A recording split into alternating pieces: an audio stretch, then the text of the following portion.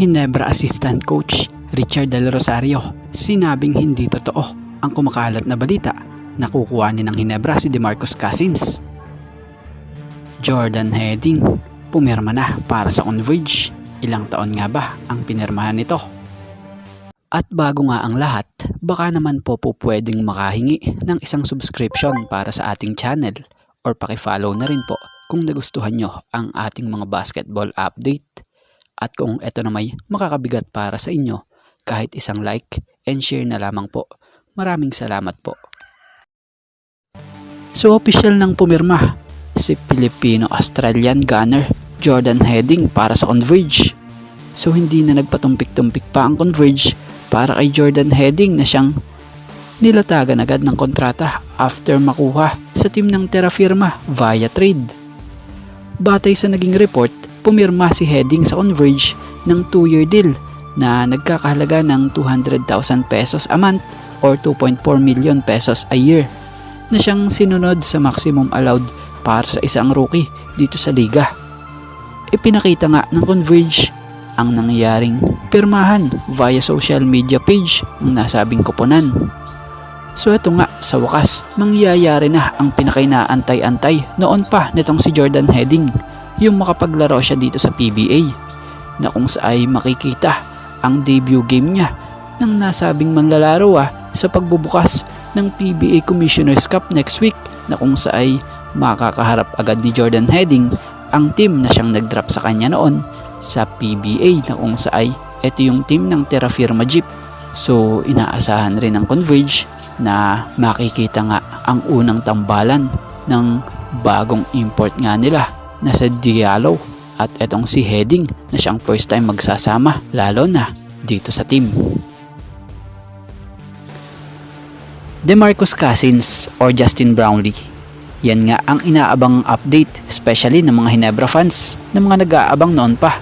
Matatanda ang kamakailan at ilang araw nang matunog sa rumors etong DeMarcus Cousins to Ginebra for PBA Commissioner's Cup. Si DeMarcus Cousins, gaya ng nakaraan nating topic, former NBA superstar rin ito. Nakapaglaro sa maraming koponan dito sa NBA gaya ng Sacramento Kings, New Orleans Pelicans, Golden State Warriors, LA Lakers, Houston Rockets, LA Clippers, Milwaukee Bucks, and Denver Nuggets. Tapos most recently, nakapaglaro ito rito sa Asia sa liga sa Taiwan at nakapunta na rin to ng Pilipinas para naman maglaro bilang import sa Zamboanga Valientes na nag-compete sa The Asian Tournament. So mabalik tayo rito sa Ginebra. Mismong assistant coach nga po ng Barangay Ginebra San Miguel ang nag-reveal kung sinong import talaga ang kanilang gagamitin sa 49 season ng PBA Commissioner's Cup. At ayon nga sa nilabas na report ni Fast Break via interview kay Ginebra assistant coach Richard Del Rosario ng Duar Abante Radios, credit po, inamin nga nito na hindi nga totoo yung kay Cousins as Ginebra import at kinumpirma nga rin ni assistant coach Richard Del Rosario na wala silang planong palitan si Justin Brownlee. So ngayon, malinaw na walang DeMarcus Cousins na maglalaro para sa Ginebra dahil si Justin Brownlee nga po pa din ang kanilang import na gagamitin.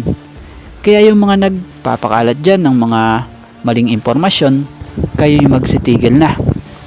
So mapunta tayo about dito naman kay Justin Noype Brownlee.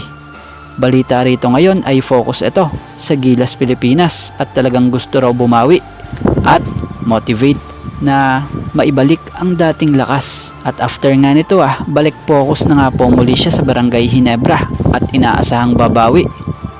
So si Justin Brownlee ay hindi na bago sa kanya ang PBA Commissioner's Cup dahil nagawa na niya nga pong makapagkampiyon ng 2 beses sa conference nito na may bit-bit pa nga pong 2 award bilang Best Import of the Conference sa PBA Commissioner's Cup. So yun, inuulit natin ayon kay Ginebra Assistant Coach Richard Del Rosario, hindi totoo yung kay Cousins as Ginebra import dahil ang totoo at kinumpirma nitong si Coach Chard si Justin Brownlee ang kanilang import pa din. So yan, Barangay Ginebra versus Magnolia, yan ang magaganap agad sa Pasko, isang Manila Clasico game. So inaasahan ng nasabing liga ang isa na namang blockbuster game na magaganap sa Kapaskuhan ng December 25 dahil sa bakbakan muli ng Ginebra at Magnolia. Matatanda ang 3 taon na ang nakararaan nung huling nagtapat ang Ginebra at Magnolia sa isang Christmas game match na kung sa ay import pa noon ng Ginebra si Brownlee at sa Magnolia naman ay si Mike Harris. Pero ngayong darating na Christmas Day, muling magbabakbakan ang tinaguriang Manila Clasico na kilala bilang rival team mula noon hanggang ngayon. Makakabangga ngayon ni Justin Brownlee ay ito namang import na nagbabalik para sa Magnolia na si Ricardo Ratliff, ang American-South Korean player. Panigurado ang labanang ito kakaabangan at dudumugin sa Pasko dahil sa dami ring fans din ng dalawang koponang ito. So yan,